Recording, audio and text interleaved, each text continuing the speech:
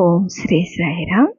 కలియుగ అవతారి భగవాన్ శ్రీ శ్రీ శ్రీ సత్యసాయి బాబా వారి దివ్య చరణారవిందములకు హృదయపూర్వక నమస్సుమాంజలి సమర్పిస్తూ అందరికీ సాయిరామ్.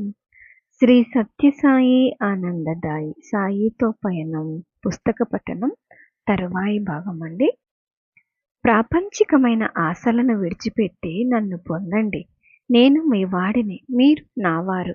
మీ నుండి నాకు ఏమీ వద్దు. మీ నిర్మలమైన ప్రేమ ఒక్కటి చాలు. మీకు ఏమి కావాలో అడగండి, ఇస్తాను అన్నారు. నేను, స్వామి, మీ పైన ఎల్లప్పుడూ శుద్ధ భక్తి ఉండేలాగా చేయండి అన్నాను. రఘు, మీ అనుగ్రహం ఒక్కటి చాలు స్వామి అన్నాడు. మురళి, నా జన్మను సార్థకం అయ్యేలాగా చేయండి స్వామి అన్నాడు. ఒక్క నోటితో చాలా రాగాలు పాడవచ్చు. 4 తీగల పైన 400 రాగాలు పలికించవచ్చు. అట్లే ఒక్క మనస్సుతోనే అనేకమైన ఆలోచనలు చేయవచ్చు. మీరు మంచివి కోరారు. స్వామి ఎప్పటికీ మీ వారు అన్నారు స్వామి. శ్రీవారి పాదాలకు నమస్కరించి ఆశీర్వాదం పొందాం. అప్పుడు మళ్ళీ స్వామి ఇలా అన్నారు, మిమ్మల్ని మంచివారుగా ఎప్పటికీ నా భక్తులై ఉండేటట్లుగా చేయవలసిందని మీ అమ్మ ఎల్లప్పుడూ నన్ను ప్రార్థిస్తూ ఉంటుంది. ఆమె వల్లనే మీకిప్పుడు మేలు కలుగుతున్నది. ఇదంతా ఆమె యొక్క జపతపాల ఫలం అన్నారు స్వామి. స్వామి, మేము మీ సొత్తు, మేము మీ పిల్లలం అన్నాను. స్వామి చాలా సంతోషించారు. ఇంకా మీరు పోవచ్చు అన్నారు. మేము మెట్లు దిగి పోబోయేటంతలో మీ ఉపనయనం సంగతి ఏమైంది అని అడిగారు. మీరే చెప్పాలి స్వామి అన్నాం.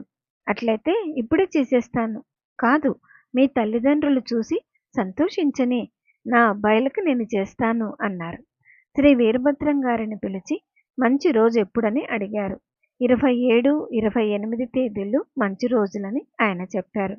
స్వామి, నేను వెళ్ళి మా తల్లిదండ్రులను తీసుకువస్తాను అన్నాడు మురళి. సరే, నీవు వెళ్ళు. వారు వస్తున్నది లేనిది తెలుపుతూ టెలిగ్రామ్ పంపు. నీ చేతికి నేనిచ్చిన ఉత్తరం ఇచ్చేసేయి. నేను వేరే మరొకటి ఇస్తాను అన్నారు. స్వామి, దయచేసి తమ ప్రేమ చిహ్నంగా దీనిని మా దగ్గర ఉండనివ్వండి అని నేను కోరాను.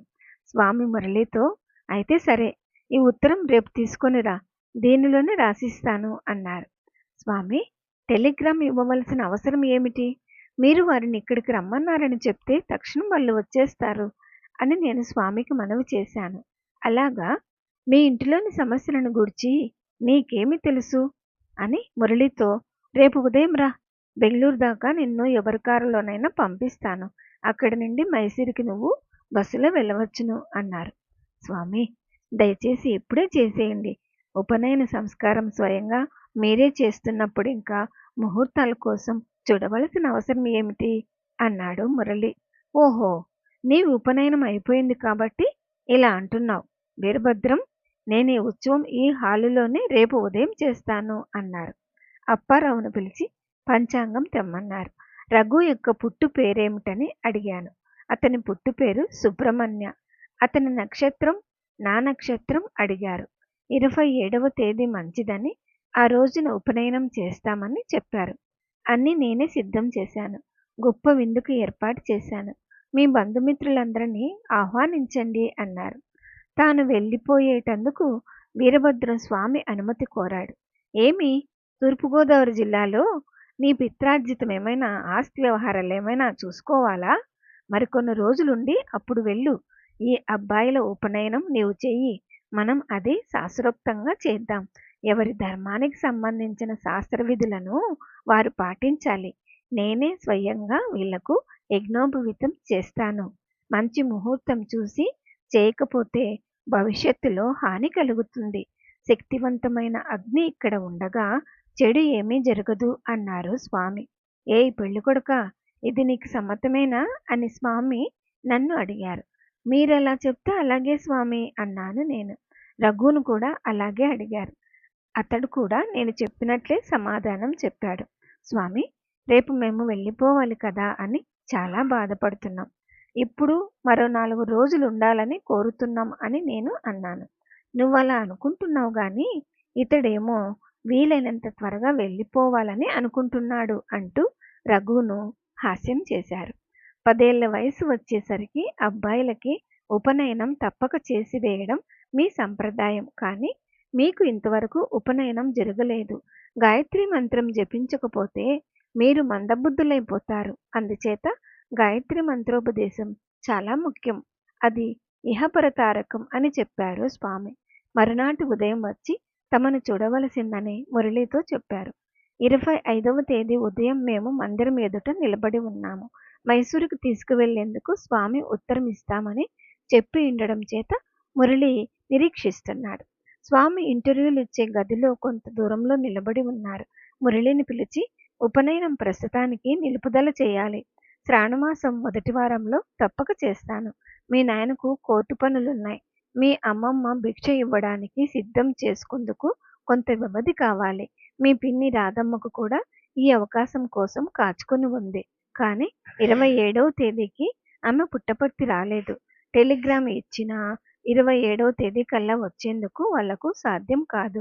ఈ విషయాన్ని గూర్చి నేను రాత్రంతా ఆలోచించాను. ఈ పరిస్థితులలో ఉపనయనం ఇప్పుడు చేయడం అనాలోచితమని ఒక నిర్ణయానికి వచ్చాను అని చెప్పారు. నన్ను రఘుని ఇంటర్వ్యూ గదికి పిలిచి మాట్లాడతామని కబురు పంపించారు. అమ్మకు ఉత్తరం రాసి మురళి చేతికి ఇచ్చారు. కొంతసేపు అయ్యాక స్వామి మమ్మల్ని పిలిచారు. రఘు నేను వెళ్ళాము. ఇప్పుడు మీలో ఒక్కరు రండి. ఒక్కొక్కరినే పిలుస్తాను. ఈ పిల్లల్ని స్వామి ఎప్పుడూ ప్రత్యేక సంభాషణకు పిలుస్తున్నారని చూసేవాళ్ళు అనుకుంటారు అని చెప్పి నన్ను లోనికి తీసుకొని వెళ్ళారు. మీ ముగ్గురు నన్నే కోరుకున్నారు. మీరు కోరిన వరం తప్పక ఇస్తాను. నా ఆజ్ఞలను మీరు తప్పక అనుసరించాలి అని ఎంతో ప్రేమతో మాట్లాడారు. మేము పరమానందంతో పరవశించిపోయాము. ఈ విధంగా స్వామి మా పిల్లలను తమ సన్నిధిలో ఉన్న 2 వారాలు ఆశీర్వదించి ఆనందపరిచారు.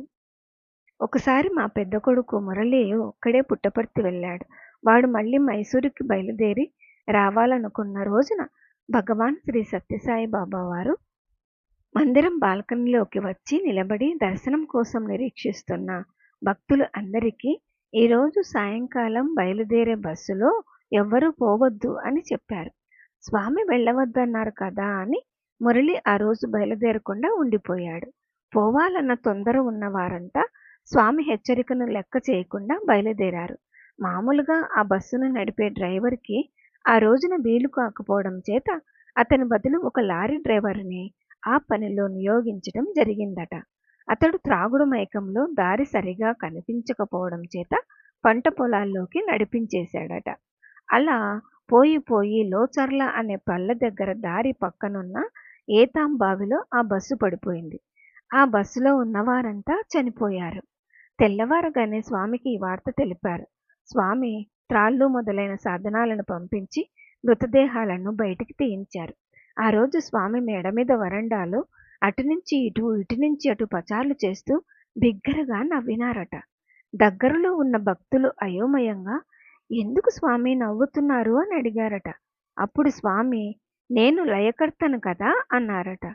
మురళీ దర్శనం కోసం మందిరానికి వెళ్ళినప్పుడు బాల్కనీలో నుండి వానిని చూసి, చూడరా, నా మాట వినకుండా పోయి ఉంటే నీకు కూడా ఇదే గతి పట్టి ఉండేది అన్నారట.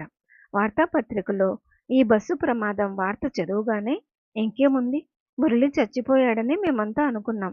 ఎందుకంటే ఆ రోజు సాయంకాలం బస్సులో తాను బయలుదేరి వస్తానన్నాడు. ఇంటికి వచ్చాక జరిగిందంతా మాతో చెప్పాడు. మురళి క్షేమంగా తిరిగి రావడం చూసి చచ్చిపోయిన వాడు బ్రతికి వచ్చినంతగా అందరం సంతోషించాం. ఇటువంటి సందర్భాలలో చెప్పవలసిందేదైనా స్వామి ఒక్కసారే చెప్తారు, మళ్ళీ మళ్ళీ చెప్పరు. కర్మను తప్పించాలని ఒక్కసారి చెప్పి చూసిస్తారు. మనం వినకపోతే కర్మఫలాన్ని మనం అనుభవించవలసి ఉంటుంది. అయితే ఇంతకీ ఈ గండాంతరం నుండి మురళిని రక్షించింది ఎవరు? స్వామి పట్ల అతనికి గల భక్తి, స్వామి మాట పైన అతనికి గల లక్ష్యం రక్షించాయని చెప్పక తప్పదు. అయితే అవి కలగడానికి కారణం ఏమిటి? శ్రీవారి యొక్క అవ్యాజ కరుణయే. అది వానిపై ప్రసరించడానికి కారణమేమిటని ఆలోచిస్తే వాని తల్లిదండ్రులమైన మా యొక్క పూర్వపుణ్యం వల్ల శ్రీవారిని ఆశ్రయించుకొని ఉండే భాగ్యం లభించడమే అందుకు కారణమని చెప్పవలసి ఉంటుంది. 1962లో ఒక ప్రత్యేక సంభాషణ సమయంలో స్వామి శంకర్కి బొంబాయి హార్బర్లో ఒక ఉద్యోగం వచ్చింది, పంపించమంటారా అని అడిగాను. స్వామికి కోపం వచ్చేసింది. నీకు బుద్ధుందా? నీకెందుకు ఇలా డబ్బు పిచ్చి పట్టింది? అక్కడ చేరితే పిల్లవాడు నీ చేతికి చిక్కుతాడా అన్నారు. ఏమిటో, మంచి ఉద్యోగం, మంచి జీతం కదా అని మిమ్మల్ని అడిగేందుకు వచ్చాను అన్నాను. ఏమీ వద్దు, ఆ ఉద్యోగం ఎంతమాత్రం వద్దు అన్నారు కఠినంగా. జీవనయానంలో కూడా వివిధ మార్గాల కూడస్థల స్థలాలు తరచుగా ఎదురవుతూ ఉంటాయి. అప్పుడు అక్కడ మార్గసూచికలు లేకుంటే యాత్రికులు ఎటుపోవాలో తెలియక తికమక పడుతూ ఉంటారు. తొందరపడి ఏదో ఒక మార్గాన్ని పట్టిపోవడం ప్రమాదకరం, ప్రయాసకరం. అంతేకాదు, అందువల్ల గమ్యాన్ని చేరుకోలేరు కదా. అటువంటి సందర్భాలలో మాకు సరైన దారిని చూపించి క్షేమంగా నడిపించిన మార్గదర్శి మన స్వామివారు. ఓం శ్రీ సాయిరాం. తరువాయి భాగం వచ్చే వారం విందామండి. జై బోలో భగవాన్ శ్రీ సత్య సాయి బాబాజీకి జై. సమస్త లోకా సుఖినో భవంతు. ఓం శాంతి శాంతి శాంతి. అందరికీ సాయిరాం.